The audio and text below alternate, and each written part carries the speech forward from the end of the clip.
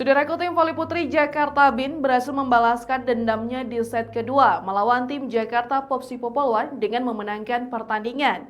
Di mana lagi antara Jakarta Popsi Popolwan versus Jakarta BIN tersebut adalah pertandingan pekan ke-7 di ajang Proliga 2024 yang dihelat di Pontianak, Kalimantan Barat pada hari ini, Minggu 23 Juni 2024.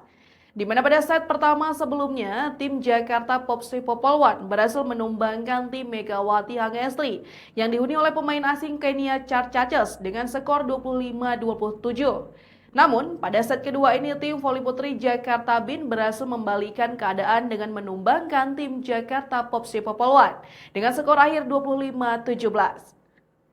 Pada set kedua, persaingan sengit antara Jakarta BIN dan Jakarta Popsi Popolwan masih berlanjut.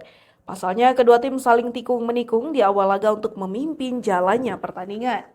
Jakarta Popsi Popolwan dan Jakarta BIN membukukan poin berimbang 5-5. Setelah persaingan yang begitu ketat, tim Jakarta BIN yang dibuat Megawati Hangestri dan Wildan Nurfadilah berhasil unggul 10-8. Dominasi Jakarta BIN terus berlanjut lewat variasi serangan yang mereka lakukan.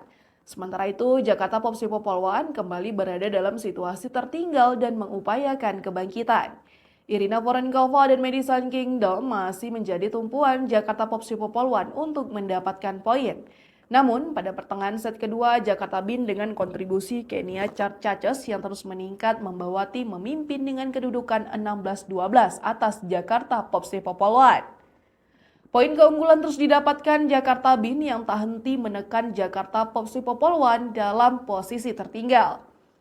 Di tengah performa Jakarta BIN yang terus meningkat memanaskan persaingan menempatkan Jakarta Popsi Popolwan dalam situasi sulit. Pasalnya Irina Vorenkova kewalahan untuk mendapatkan poin dan mengejar ketertinggalan. Memasuki penghujung set kedua, Megawati Hangestri dan kawan-kawan unggul dengan poin 21-15. Lagi spike Megatron sebutan Megawati Hangestri semakin menyala dan menambah poin keunggulan bagi tim.